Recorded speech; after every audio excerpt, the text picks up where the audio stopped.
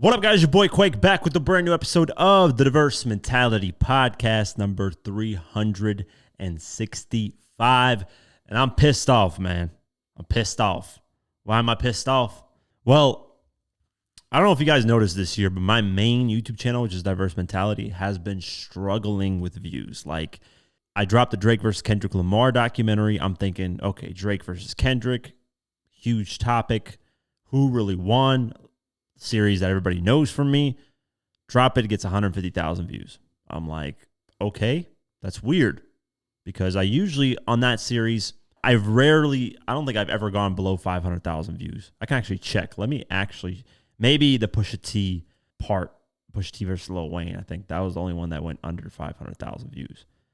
Yeah, and even that's at just reaching 400,000 views. So barely under 500,000 views. Everything else, okay, the Game versus Meek Mill, and that's it.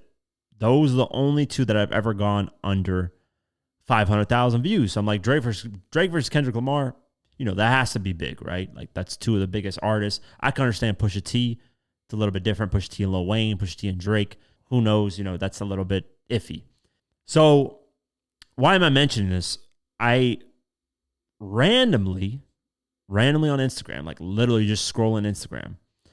I'm not going to say what I saw because I don't want to put people's business out there, but I saw some page basically calling some person out, a YouTube channel, of copying content, blah, blah, blah. Something had to do with Vlad and blah, blah, blah. So I ended up clicking on this person's page, and this person was like reacting to a video of a lady talking about how her channel got killed this year in 2025 because of auto translate being on her channel. She explained it like, hey, auto translate, what it does, it's technically a good thing. Like when you look at it, makes sense, right? Auto translate makes me speak in multiple different languages, and it changes the title of videos, changes the description, and translate as best as it can, AI as best as it can, to translate it to different countries. Makes sense, right? You want to reach a wider audience, nothing wrong with that. But they started rolling this out in December of 2024. Now, mind you, in December 2024, I was dealing with my dad being really sick, and then eventually, he died in January. But I was just I wasn't paying attention to YouTube at the time. That's my personal life. The podcast that ended up shutting down at that time, and yeah, just that last thing on my mind was YouTube. So they ended up rolling this out for a majority of big channels with like over 100,000 subscribers, 500,000 subscribers, whatever, and it was automatically turned on without you knowing. And what this thing does is, the problem with it is they haven't fixed this. It's not something that's fully flushed out. The problem is they test these out on these channels, see what's wrong with it, and then as they fix it, then they start to roll it out to more channels. So we are basically, the big channels essentially are the test dummies, because for the most part, we can handle if something happens with these things and it kind of, messes with our channel for the most part, right? So this thing is turned on, and the lady's explaining, basically, she's saying it recommends you outside of your regular audience, your subscribers and your regular viewers, people that are interested, for example, for my channel, people that are interested in hip hop. It doesn't really recommend me to a hip hop audience. It takes me out of there, and it recommends me worldwide to whatever. It could be a video about cleaning in Russia, and I'm the next video, and it just doesn't make any sense. Obviously, you're not going to get views like that if you're recommended to somebody who doesn't watch anything relating to hip hop. So she said she shut hers off, and then I don't know what she said like immediately, but she saw her channel get back to normal views. Because me, like literally, I drop a video, like one of them only got like 3,000 views. We're talking about a channel that has 715,000 subscribers. I'm not expecting every video I ever release to get 700,000 views. No, nobody should expect that on any platform. We have 269,000 followers on Instagram.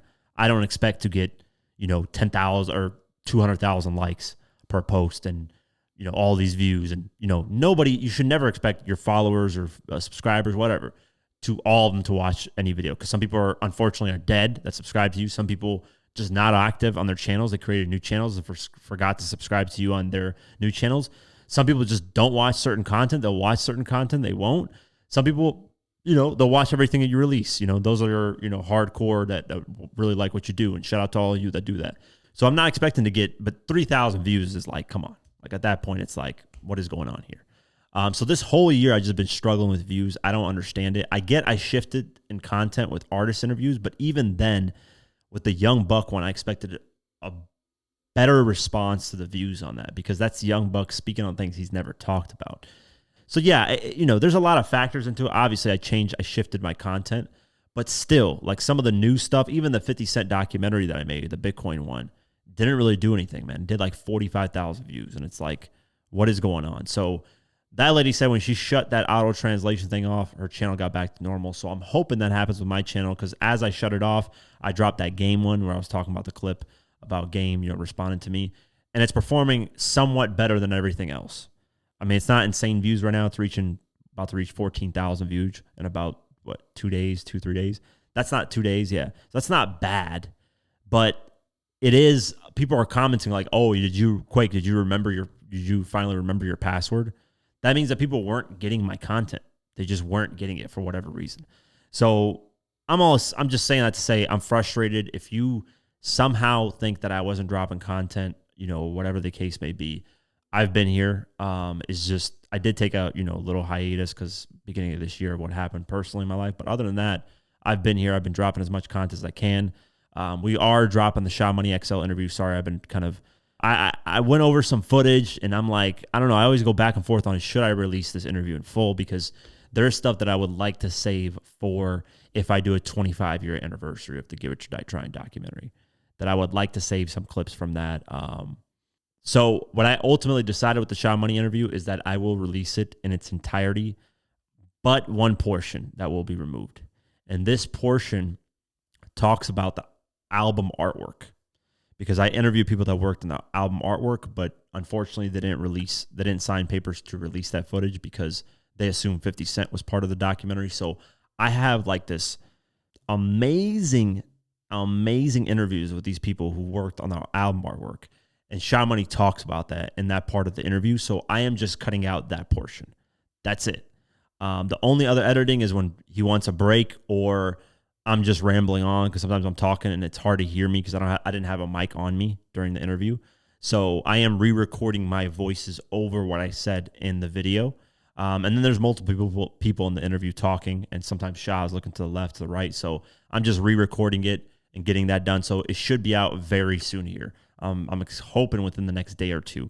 And then we'll drop that full interview. And then I'll try to do other artist interviews. Honestly, the only issue with it is costing money. I've recouped on every interview besides the Hot Rod one. So that's the only one that I have taken a loss on. But everything else, I've recouped whatever money that I had to spend to do the interview. Some artists want money to get interviewed. Some don't care. It's about traveling too and all this stuff as well. So yeah, that's the only one I haven't recouped yet, but everything else I've recouped in terms of interviews. Some I've made like 2-3x what I spent, which is great, but still, it's not versus the documentaries and stuff that I normally do. It's nowhere near that, But it has to get to that point. I get it. So I'll see what I'm doing with these artist interviews. Will I continue doing this? I don't know. I think it's cool to do. It's fun. I really enjoy getting it directly from the source, and it's a way to get content consistently out on the channel. But if they're performing shitty like this, where they're getting 2,000 views, 5,000 views, it's not worth it, man. Something's going on with the channel where this year it's just been, and I think it's that auto translate thing. I at least hope it's that. At least then I'll know something caused it and not just me not delivering content or, I don't know. So we'll see. I'll upload. I have a few documentaries coming out, some short ones, some longer ones. The short ones will be out this month. The longer ones will be out in December.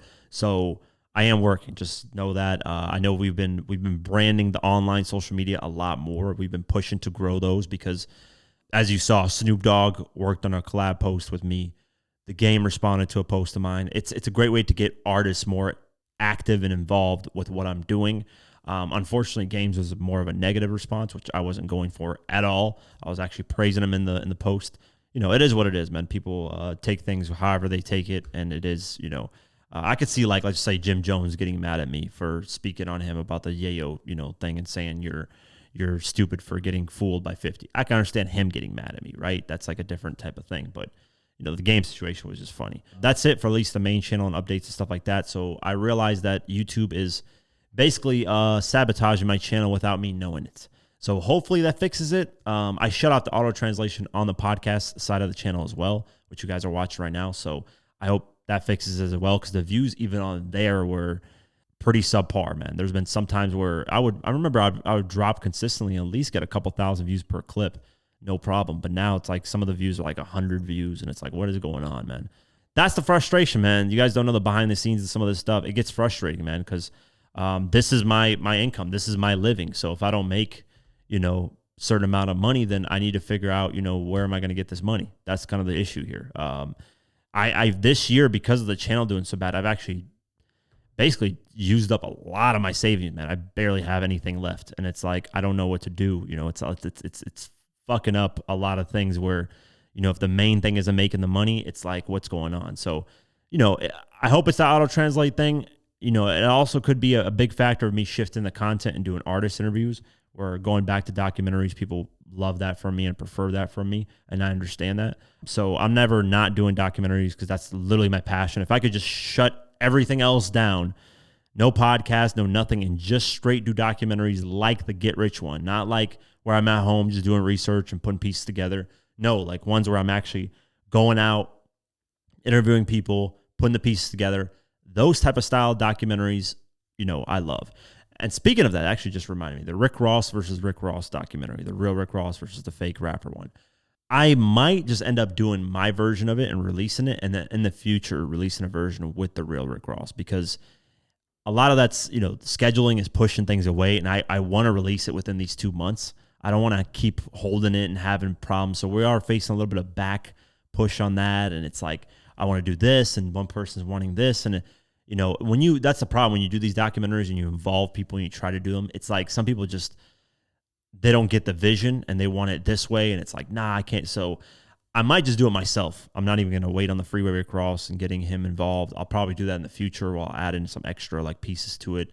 We'll see. But I definitely want to get that out there. I think it's a documentary that no one's ever dove into. Nobody's ever talked about it. It's a really cool, different piece of video and hip hop that we don't really get. So I might do that, man. I'm going back and forth. See, there's like sometimes decisions where I got to go back and forth and decide should I do this? Should I do this? Should I do this? I'm going back and forth trying to figure it out. And then, ultimately I'll push the button on something just to figure out. Cause there's a lot of factors, man. There's a lot of shit, but yeah, that's it in terms of everything else. But let's get to the news. And then towards the end of the podcast, I will be reviewing Big L's album, Harlem's Finest, The Return of the King, which, we'll talk about it, man. It's very interesting. So let's get into the news, though. This is an update on a Busta Rhymes lawsuit. Busta Rhymes claimed that Dashiell Gables made false and damaging claims to the media about working for the rapper. Dashiell Gables, who recently accused Busta Rhymes of alleged physical assault and workplace misconduct, has responded to the rapper's defamation lawsuit. In doing so, he labeled it retaliatory strategic lawsuit against public participation, SLAP. He says he was merely expressing his constitutional right to petition for redress of grievances, and Busta is trying to punish him. Truth is an absolute defense to defamation under state and federal law, Gables' legal team wrote in response filing, as obtained by All Hip Hop. The statements and plaintiff's complaints are protected by the First Amendment to the United States Constitution. Additionally, Gables argues that his allegations are matters of public interest, as Busta remains a public figure who employs a number of people. All in all, Gables wants the court to throw out Busta's defamation case. The drama stems from an alleged incident from earlier this year in which Gables alleges Rhymes punched him in the face. He says the two were involved in an argument in the lobby of the rapper's Brooklyn residence over Gables' use of phone on the job. Gables ended up going to the police, and Busta turned himself in to authorities. Police charged him with third-degree assault, but he has been denied the allegation. With his own lawsuit against Busta, Gables is seeking $6 to $7 million in damages. He cites alleged assault, battery, wage theft, and infliction of emotional distress. Yeah, we talked about that earlier this year, I believe, or end of last year. I don't know. I remember talking about this specifically. But yeah, we'll see what happens moving forward. As I always do with these lawsuits, I try to keep you guys updated as much as I can. I don't like to talk about lawsuits and just forget about them because it doesn't make any sense. Continuing on, Russell Simmons. I don't know if he's guilty or not, but this is basically a sign of being guilty. To me, it looks like it. Now, there's certain factors, but when you settle something, There's a few things, doesn't mean automatically you're guilty. No. But some things play, like it, sometimes you're just settling to get it out the way and not have to deal with it, knowing that it's true what happened, and you just want to keep it on the low. Like, did he settle with Cassie with the, lawsuit that she had, and then she turned around and, got him again, still got him locked up, which is crazy. But yeah, let's go over this. Russell Simmons has maintained his innocence regarding the allegations he's faced in recent years of sexual misconduct. Russell Simmons has finally resolved a financial dispute with 3 of his sexual misconduct accusers, who he had allegedly failed to pay out agreed settlements to for more than a year. The woman, Wendy Franco, Slee Lai Abrams, and Sherry Abernethy, claimed in court documents in 2024 that the Def Jam co-founders still owed them over $3 million in agreements from 2023. Their attorney recently told Rolling Stone that the matter has been resolved. No additional details were provided. Speaking with the outlet back in April, Franco said Simmons' delay in payment, it was devastating. I just felt so stupid that I thought this person would follow through, and that I thought that someone who could do what he did would turn around and acknowledge me and make some type of amends. You expose yourself to this, and now this person again shows you that it doesn't matter to him. Franco has not detailed her specific allegations against Simmons publicly, but her settlement paperwork references physical injuries and sickness. Abernethy, on the other hand, alleges that Simmons raped her in 1983. Abrams further alleges that Simmons raped her in 1994. Russell Simmons has denied the allegations against him on several occasions. Earlier this year, he had filed a defamation lawsuit against HBO over the documentary On the Record. The film detailed allegations of sexual abuse against Simmons back in 2020. He's seeking $20 million on the case. Despite voluminous support for Mr. Simmons in the form of credible information, persuasive evidence, witness statements, and calls for further investigation by notable members of the media, politics, and the civil rights movement, the defendants simply disregarded it and released and continued to re-release globally a film that tremendously disparaged and damaged Mr. Simmons with salacious and defamatory accusations that he vehemently denies. Simmons' legal team said at the time, according to The Guardian. Yeah, I haven't seen that On the Record documentary. I might actually end up checking that out. But yeah, man, settling. Here's the thing. Settling doesn't make you automatically look guilty. No. But does it look bad? Yes. Me personally, if I know 100% I didn't do something, especially something like this, sexual misconduct, right? I will fight this tooth and nail until I go broke. Because you're not going to accuse me of being a rapist. Hell to the no. No, you're not accusing me of that shit. Any of this type of stuff, whether it's pedophile, rapist, whatever, I will sue. I will fight till I'm broke and just got nothing left. Because that's fucking up my whole legacy and my name. Now, if somebody sues me for bitch slapping him, for some shit that he said, all right, man, I'll settle it, get it out the way. There's no point in fighting that. If you bitch slap somebody or something like that, shit like that where it's like, why'd you do it? You're a moron. Just settle it, get out of the way. Now, some people settle, and this is a great example is Michael Jackson, right? The first one that he got accused of, being a pedophile or whatever, he immediately settled. The reason why he immediately settled is because he felt like he didn't want to deal with the stress of what that was. Because it can take a mental toll on you as well. Like these type of things do take at least for my name, I'm dealing with that mental toll as much. I mean, I could say that now, but if I'm going through it, who knows? But me, I know how hard-headed I am with things like this where I know I didn't do it. Like if you know 100% you didn't do it, it's just very hard for me to settle something like that. It's extremely hard. But I can understand to a certain extent if it's messing with your mental health and you're just physically drained and you're just, you don't want to deal. You're already dealing with a million other things probably, and you don't want to deal with another thing. To a certain extent, not really though, but to a certain extent, I can understand. For me personally though, I just couldn't do it. So maybe Russell just didn't want to deal with this shit. Said, hey, get these girls off my back. Let me just give them whatever, we'll settle to a certain amount of money, and that's it. We keep it moving forward. But I think if that many people sue, there is some truth there. So yeah, it's very, very, a lot of these people thought, in the 90s and 80s they would get away with this stuff because there's no cameras and stuff like that. But eventually the shit that you do catches up with you, man. So, just don't, like, come on, man. Don't treat people bad and do this type of dumb shit where just now he's ruined his legacy. It's like, I can't look at him ever the same.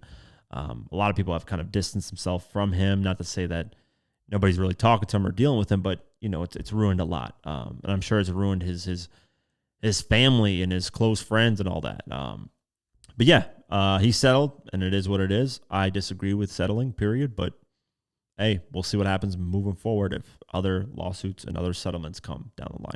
Benny the Butcher has responded to Freddie Gibbs because Freddie Gibbs mocked him for getting robbed at the Walmart and getting shot. Or he didn't get robbed, he got shot at the Walmart. So Benny the Butcher decides to make fun of Freddie Gibbs because he ended up robbing him. So let's go over the article. Benny the Butcher recently featured on Westside Gunn's latest project, Heels Have Eyes 3, in which he reignited long-standing feud with Freddie Gibbs on after various other 2025 flare-ups. On the track Free Rollies, he raps, even in airports, rappers get checked like customs. They provoke me, and then y'all quote me. Low-key, y'all should blame them boys that woke me when I put another rapper head on the shelf like a trophy. Dark-skinned, bald head, mama's boy, y'all are Jodies. Good looks on all that free promotion, and thanks for that, Rolly. Yeah, and then, Freddie Gibbs decided to clown, basically, and said, hey, you got, this is the guy that got shot at Walmart. And then Benny the Butcher decides to troll Freddie Gibbs and responds with the Rolex that was taken. And he posts a photo of it, and he says, free Rolly. So, yeah, looks like this beef is never ending. And, yeah, I was hoping they would actually end it because, it would have been cool, man. But it is what it is. It's not ended. We'll see what happens moving forward. A$AP Rocky is facing a $1 million lawsuit for allegedly destroying his neighbor's condo. Crazy. A$AP Rocky has faced no shortage of legal drama in the recent years. Now, even more is added up to his plate. Per The Independent, Chesney LLC filed a $1.1 million lawsuit against him in Manhattan County Supreme Court last week. It alleges that his $11 million condo caused flooding that resulted in serious damage to the unit below. Allegedly, it made the unit in question completely uninhabitable. The lawsuit cites alleged negligence of putative owner of Unit 5 and Rakim, who's A$AP Rocky, as well as contracted ADE Pro Painting. Allegedly, several hot water pipes in and around Unit 5N burst, causing a deluge of water to cascade from Unit 5N into and around Unit 4 and F below, as well as to other several units late December. At the time, ADE Pro Painting had been in A$AP Rocky's condo doing work.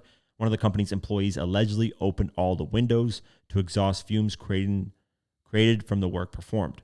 Allegedly, the employee left without closing the windows despite it being below freezing outside. A third-party contractor later discovered that allegedly radiator supply valves had been left closed. Allegedly, no return valves had been installed either. The closure of the supply valves and failure to install return valves created an objectively hazardous situation, the lawsuit alleges, specifically because the supply valves were closed. Water could not circulate through the mechanical heating piping, and existing water remained trapped inside the fin tube radiators. Ultimately, the water in the radiators froze, leading to cracks in the pipes. Once thawed, not only did the existing water then proceed to gush from the cracks in the pipes, but also because no return valves had been installed. The water continued to flow unabated, causing massive flooding, the lawsuit alleges.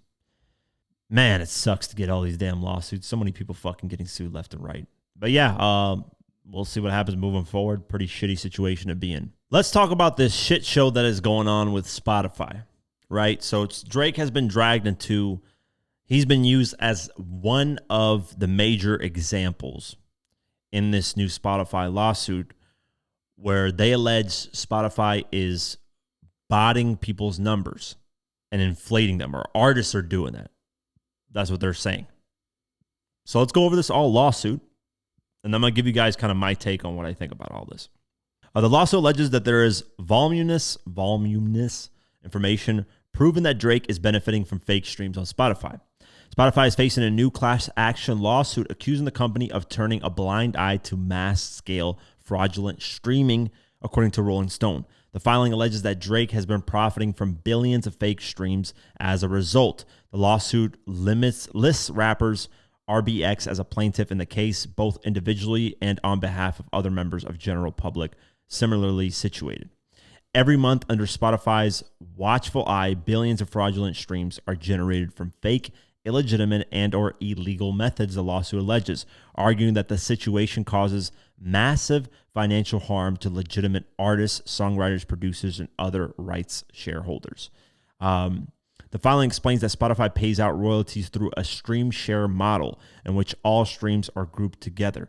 Payments are later made out by calculating a percentage to determine each artist's share of those total streams. In turn, the lawsuit argues fake streams would devalue the payout to smaller artists. Despite claiming the use of bots and fake streams is a prominent issue on the platform, the lawsuit only names Drake specifically. It claims Spotify already knows or should know about a substantial amount of information that can prove the Toronto rapper has been profiting from bot accounts. However, he is not listed as a defendant in the case, nor is he accused of any criminal conduct. The plaintiffs are seeking a jury trial to determine compensatory and punitive damages.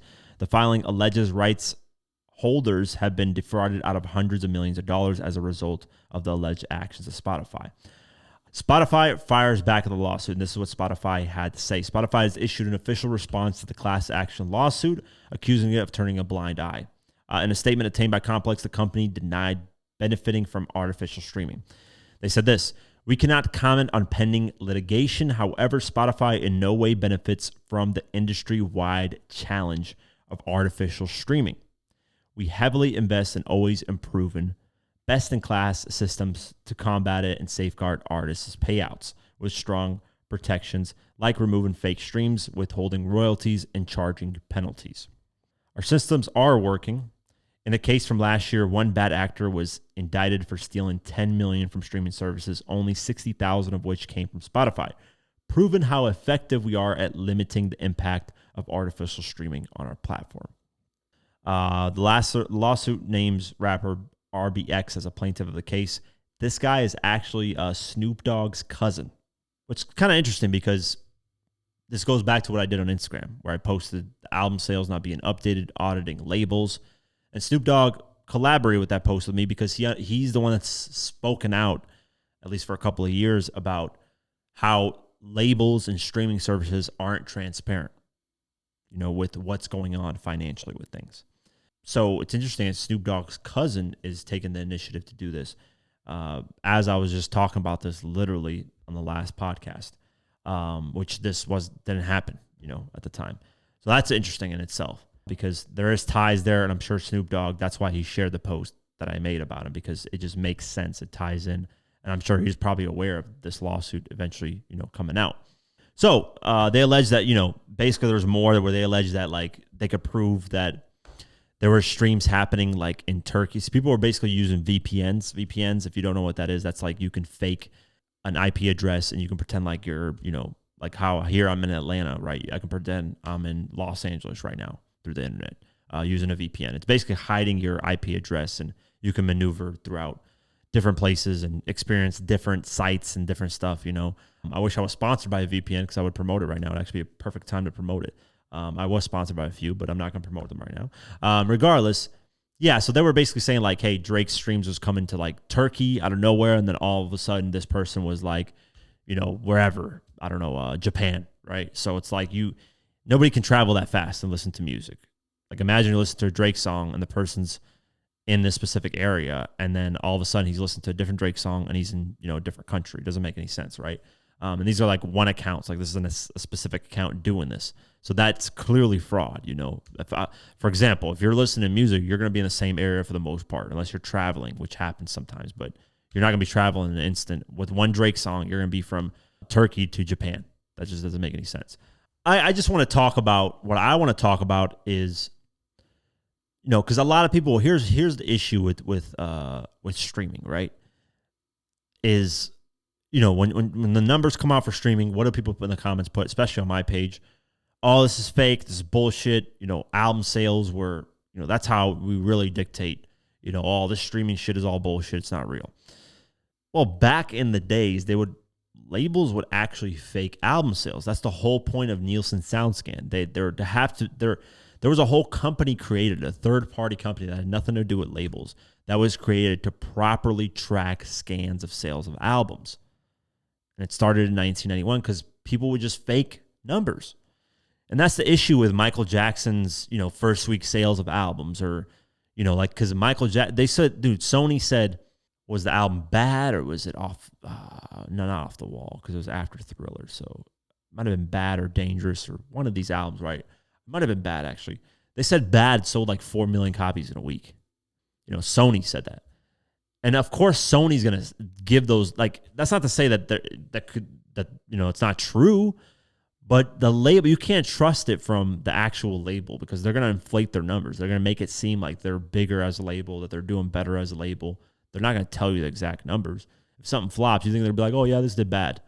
You ever hear companies when people ask, like, oh, did this product do, this product, it fit this niche market and it had its own vision. And, they won't say like, oh, yeah, it was a bad product, it flopped. And that's it. No company will ever flat out say that. They have these words so labels the same thing, basically. They'll, oh, this album flop. No, the single, I think if we were to perform, they'll dodge that. Even artists, when you ask them about certain albums, they'll say, no, I think it was just, it was an album that I made when I was going through, they'll just won't. Most people won't admit that they flopped or, so why would a company do that? It's just going to ruin their stocks. It's going to ruin everything that goes around. So that was created at the time to make sure that there was no fraudulent activity, because even in album purchases days, there would be labels purchasing albums. There would be labels scanning and fake shipping and saying that this got sold here. There would be companies that would, they would say, oh, we got 50,000 copies. They all sold, and that's it. And they would lie. So when people say, oh, streaming is, yeah, you can fake it, they were faking it on album sales too. They were doing the exact same shit. Payola is a real thing where you pay your way to get to the top. I mean, we talked about this on the last podcast episode. I literally played a clip of Chameleon saying that when he realized, he's like, I realized the music industry is just, to get a hit, you have to pay to get there. Now, I'm not saying that every single song that's ever come out that was a number one hit was paid to get there. Yes, it was promoted to a certain extent, but it has to be a good song too for the most part, right?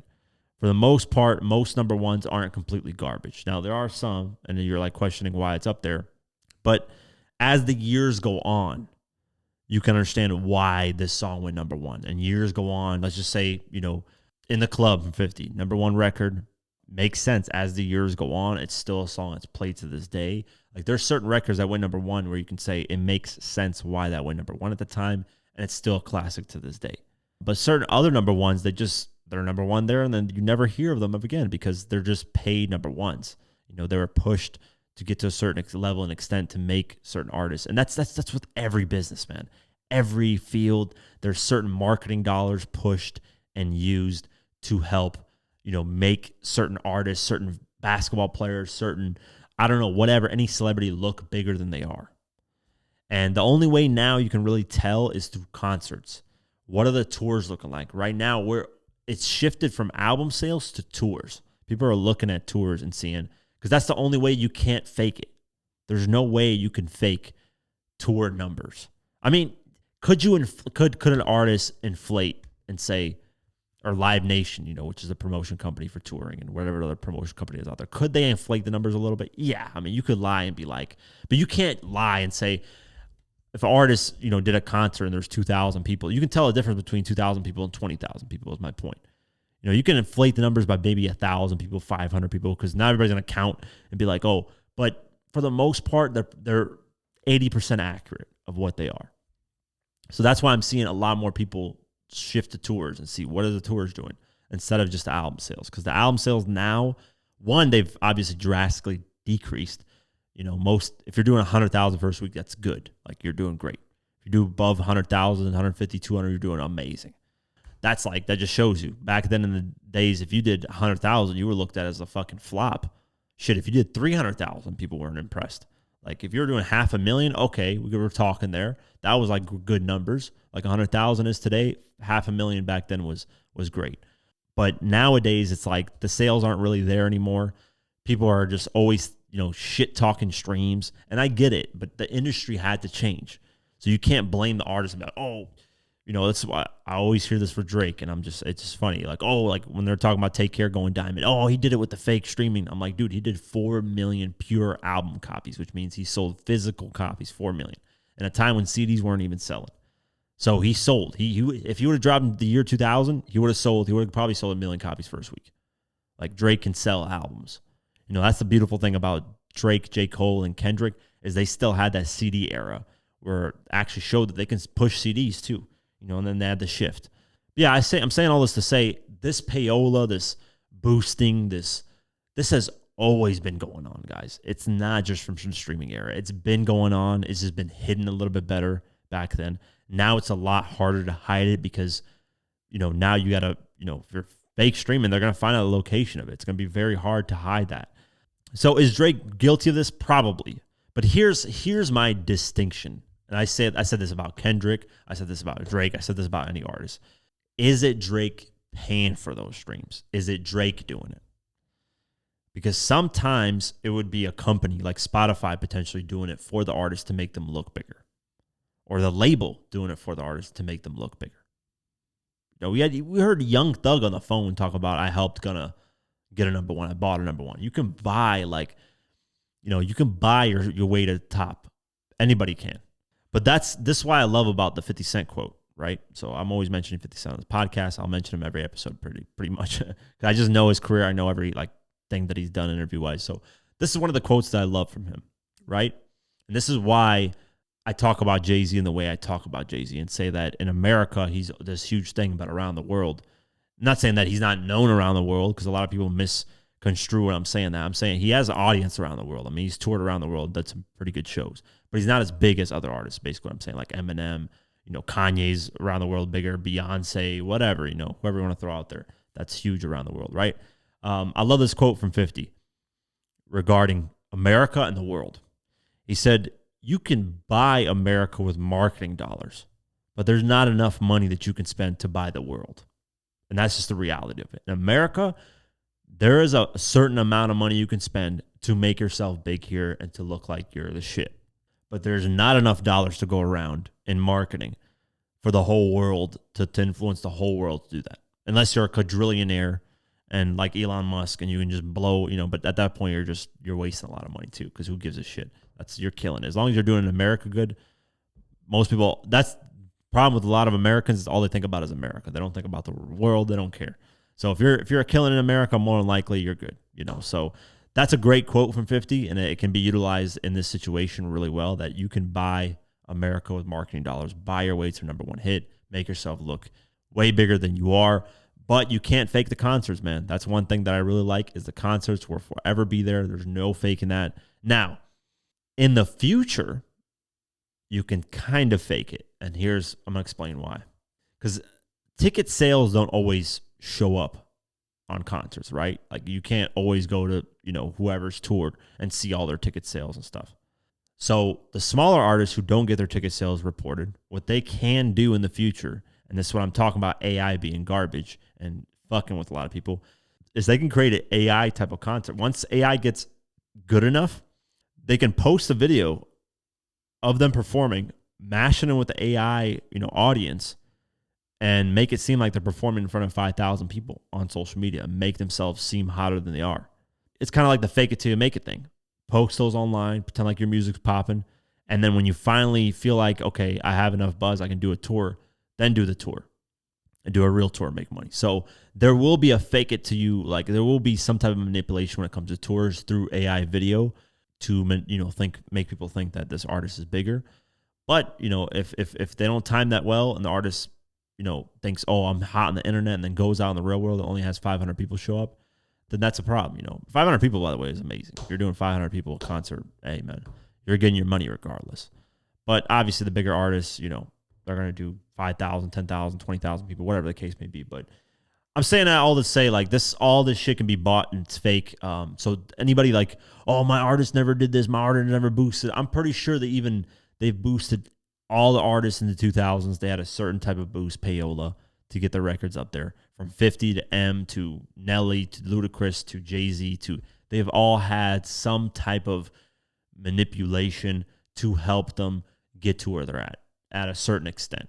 I'm not saying that all their numbers are fraudulent and they never sold that many. No, because they did worldwide tours. They actually fucking, you can tell when they're selling different products, they're doing numbers. So I'm not saying that it's fake all, but to a certain extent, yeah. I mean, there could be, a couple 50,000 copies here, a couple 70,000. Who knows? I mean, Birdman at one point, I think they called him out for potentially purchasing copies of the Carter 4 to try to get it to sell 1 million copies again. So it's there, man. It's always been there. I see a lot of people say, oh, look at the era nowadays, So I just wanted to say that it's always been there. That's what I want to talk about. And then Spotify got hit with another lawsuit. And this is where they get hit with modern payola, which is what I was talking about. Let's go over this. Earlier this week, Spotify was hit with a class action lawsuit. The suit alleges that the platform has been all too happy to turn a blind eye to streaming fraud. While Drake is not named as a defendant, he is the only artist named in the lawsuit. Let's see. Let me go down the list. It looks like this isn't the only legal trouble Spotify has these days. The company was hit with yet another class action lawsuit. The lawsuit was brought by New York subscriber Genevieve Caballone and alleges that Spotify has committed modern payola. More specifically, she alleges that the platform deceives its users by selling visibility on its playlists.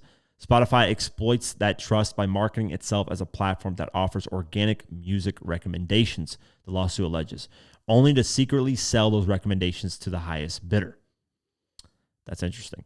Despite knowing that Spotify's representations about personalization were false, Capolongo continues to suffer ongoing harm each time she uses the platform. The lawsuit also alleges that she still cannot discern which songs are recommended for legitimate editorial or personalized reasons and which are promoted due to undisclosed commercial agreements or commercial arrangements. As a result, Capolongo remains deprived of the ability to make informed choices about the music she listens to and pays for, and she continues to be exposed to Spotify's deceptive conduct on a reoccurring basis. That's interesting. I mean, you do have to, and I've said this millions of times, and I say this all the time, even when I do sponsorships, I have to disclose it is a sponsorship, and that's basically what this lawsuit is. You're not disclosing when you're recommending songs that you got paid to recommend that, if they did that. But I wouldn't be surprised if they did. Any way that Spotify can get money, they'll get it. But just disclose it. Say it's a sponsored record. But I don't know, when the sponsored tag is on there, I think people are less likely to listen to the song because it's like, hey, this is paid for, check it out, versus being organic. So of course they're not going to add that sponsored tag. It's going to make it seem like this person is getting pushed. And yeah, so Spotify fired back at that. And Spotify denied the allegations. They said the allegations in this complaint are nonsense, the company said. Not only do they misrepresent what discovery mode is and how it works, but they are riddled with misunderstandings and inaccuracies. They further explained discovery mode is a feature artists can use to flag priority tracks for algorithmic consideration in limited contexts. Radio, audio play, and certain mixes. It doesn't buy plays. It doesn't affect editorial playlists, and it's clearly disclosed in the app and on our website. The complaint even gets basic facts wrong. Discovery mode isn't used in all algorithmic playlists or even Discover Weekly or DJ as it claims. The company added, it's also wrong to suggest discovery mode only supports major label artists. In fact, it's been widely embraced by independent music community, many of whom have praised the program publicly. Yeah, so of course they're going to fire back on that. But yeah, man, I don't think this is anything surprising. There is, like I said, man, pay to play. But to a certain extent, artists are big enough, and once you see them tour, you can kind of tell. Like NBA YoungBoy, you can't say his streams are bawd. Yeah, as there's some numbers inflated, every artist has that, to a certain extent. But NBA YoungBoy is right now about to be, in the top 10 of highest grossing tours. He's clearly doing those numbers, and he has people coming out. So the argument there is very slim. But I can, like I said, who gives a shit at the end of the day, man? If you like the music, I don't give a fuck if it's got 10,000 streams or 100 billion. I've never dictated a song on where it charted, on how many sales it's got, and how many streams or any of this stuff, man. One of my favorite artists ever is Chamillionaire. He had a number one hit Riding, but the second album is my favorite album from him. And that album didn't do like really anything in sales or charts or any of that. So to me, it's never been like, I don't really give a shit, man. To me, it's never been an issue of, now, obviously with 50 being my favorite, I've looked at sales because 50's always mentioned him, but other than that, I could care less about any of that stuff. Big L. Let's get into the album review. Harlem's Finest, The Return of the King. Before I actually get into the album, I want to kind of, if you don't know who Big L is, I kind of want to go over a little bit of his history. I'm not super well informed on it. I don't listen to him like that. I think he is obviously one of the best lyrical artists that I've heard. The way how do I word this proper way? That's what I hate about like doing reviews, because like people use big words and they do all these cool, and I'm just like very basic and like, this is dope, this is nice. That's the reason why I'm kind of like with reviews, I'm like, should I really do them? Because there's people that just know how to fucking word shit better than I do. But he's very precise in his bars, and it's like hard to explain in words, man. The way it's not like a mechanic punch in, punch out bars.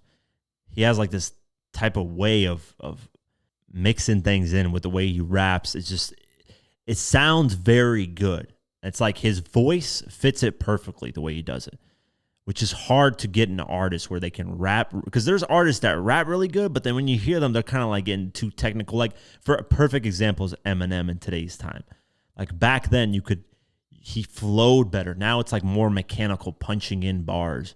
I don't know how to explain it, but that's the best example I can use.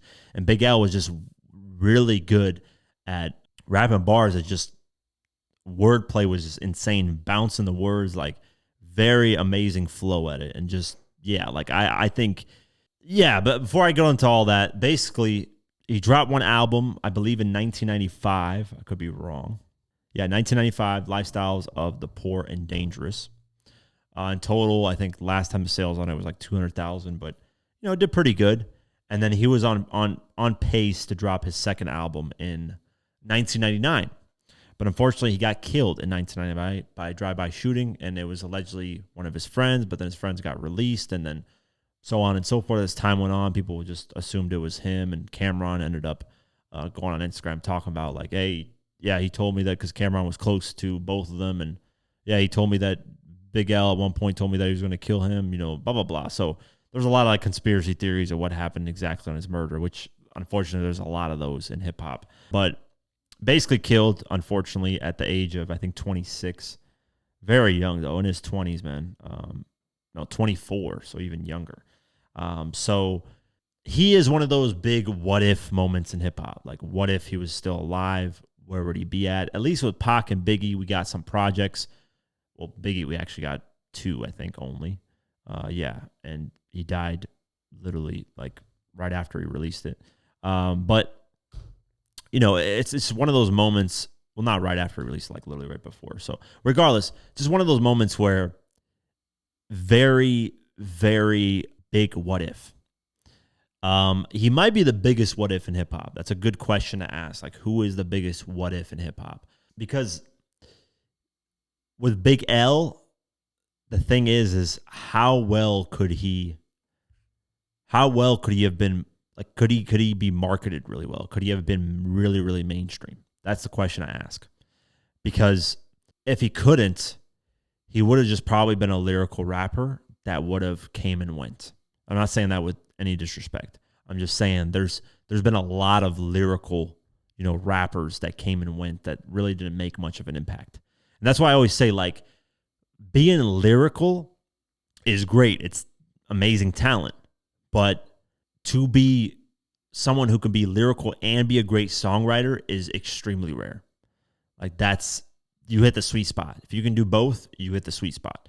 And unfortunately, there's a lot of rappers who great lyrical, but when it comes to like song structuring and having hits, they just can't do that.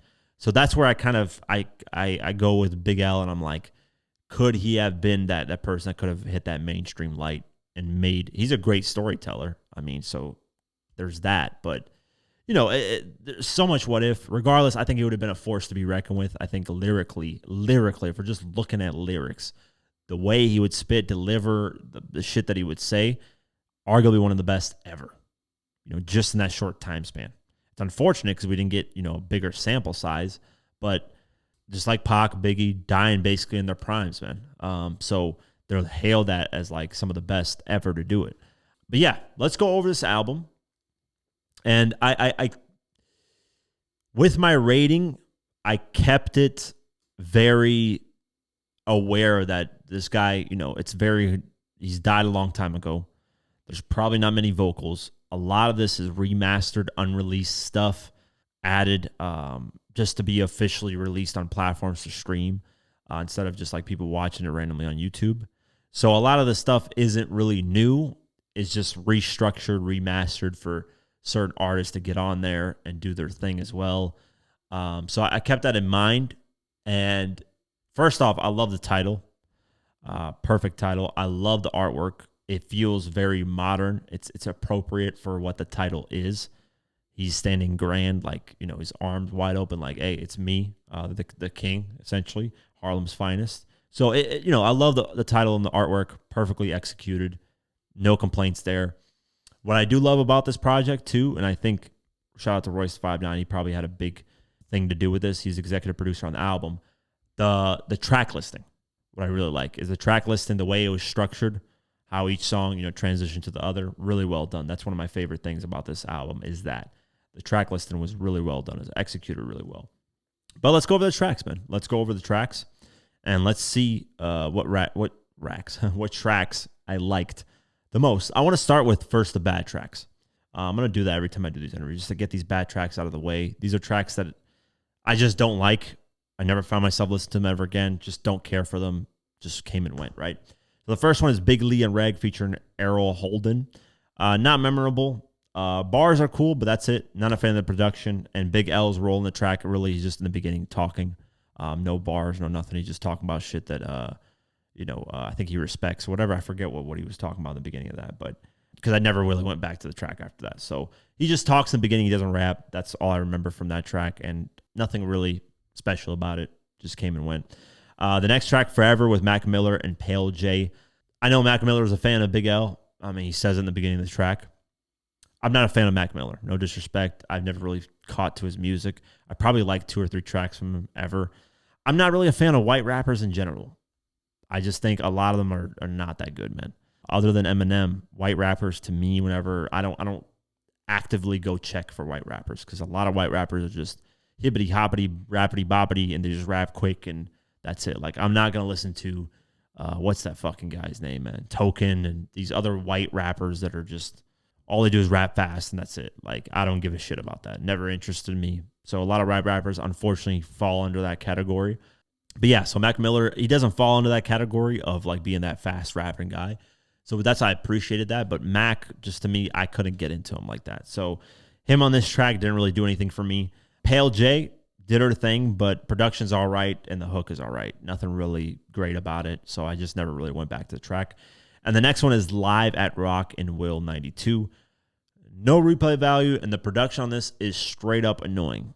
Just straight up annoying. I'm terrible on mentioning what instruments were used in the production, but there's this repeating loop on the instrument. One thing is used on there. It's horrible. It's annoying. So those are the only 3 bad tracks on the project to me. So let's go over the neutral tracks. And these are tracks that, to be honest with you, with this project, these are just tracks that don't have replay value. They're not bad tracks. They just don't have replay value. And that's a lot of this project is just him freestyling with bars. Like, there's no hooks and structures and songs, which I get. If you're a fan of just straight up bars and that's all you care to hear, you don't really care for structure and songs, hey, this is your go-to project. Enjoy it. But for me, of course, I'm a 50 fan. So to me, I do love bars, but I do also like the penmanship. Someone that can write a proper song with a great structure, a storytelling, or a great hook. Like, I like that a lot more than I just like bars. That's why you rarely ever see me praise albums that just have bars on them. And like, that's why I don't really listen to like Griselda, a lot of bars. I like structure in songs. It's rare that I'll listen to artists that just raps, bars. So yeah, that's where these neutral tracks are. So RHN. What I didn't like about this is the vocals were really muffled. That's probably because of the mic or whatever. I wish they would have been able to clean that up a little bit more, especially in today's time with AI. Production is one of the best, though. I love the production on this track.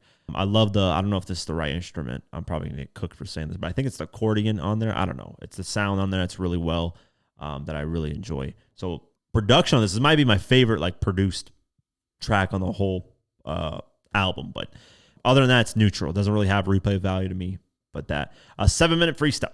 Sorry, I'm getting hiccups right now. The 7-minute freestyle. It is indeed 7 minutes, or a little bit over 7 minutes. Great bars from both Big L and Jay-Z. I think Big L outdid Jay-Z by a little bit. That's not because I dislike Jay-Z or anything. I'm just keeping it 100. I think I'm not going to get into this because I was about to get into this. Let me chill. It's about Big L. It's ain't about Jay-Z. Let me chill. I was going to say, conveniently, all these artists that actually spit really crazy ended up passing away, and that cleared the lane for Jay-Z to do his thing. I did not say that, but yeah, I said that. So 7-minute freestyle, I enjoyed it. Great bars, but no replay value. I'm not going to listen to a fucking 7-minute freestyle. I don't listen to no freestyles from artists in the car. I'm not going to be bumping this shit. Like, it's a 7-minute freestyle. Cool, amazing bars. Other than that, there's no replay value. Beat is pretty minimal, too, on there, too. The next track that's neutral for me is Stretch and Bob, the freestyle. Great track, like I said, again, no replay value. So that's where these neutral tracks are at. There's just no replay value. It's not that they're bad songs or bad tracks. I just don't see myself ever going to list them. And then Grant's Tomb, 97, featuring Joey Badass and Fangs. I don't know how to pronounce this. Bangs, whatever. Yeah, I could care less about it. Not a bad track, but just really could care less about it. I think, it's just not something that I would replay again. I think it's great that it has a strong song structure in it. But other than that, nothing, didn't really do anything for me. So what we got there, 1, 2, 3, 4 neutral tracks. And now let's get into the actual, great tracks on here. So the first intro track, Harlem Universal with Herb, loved it, man. Hell of a way to start the album. Production's there, high energy bars. Even Herb does his thing, so love that track. You Ain't Got a Chance with Nas, loved it. Great collaboration. Nas still proves he got it, killed it too, as well as Big L. By the way, if I'm not mentioning Big L, he's already killed it. Like, there's no reason to mention him killing this album. He did his thing as per usual. Great production on here too, so I love this. You Ain't Got a Chance with Nas. Fred Samuel Playground with Method Man. Perfect execution in how they use that Drink Champs interview with Method Man. And then there was like a pause, and then Method Man came and just started spitting like crazy. Obviously, Big L did his thing as well. I love the production on here, so love the Fred Samuel Playground. All Alone. You know what I really appreciate about this track? It's an easy radio hit. Like, if Big L was alive, this would have been an easy radio hit. He knocks out the park, kind of like a lovey-dovey song. So it shows what it does is it shows his Big L's range. That he could have, different tracks where it's just not about I'll rob you. And he said the word faggot so many times throughout this album. It's hilarious. But he says the word I'll rob you, faggot, stab, blah, blah, blah. Like, you can see that there's dimensions to him, different styles to him. So I'm glad they included something like this. I'm glad that they could find it. I'm glad that he had it and they included it in there. So easy radio hit, great execution. Novo killed the song and the singing. The next track, Doo-Wop Freestyle. Insane fucking bars. Aggression.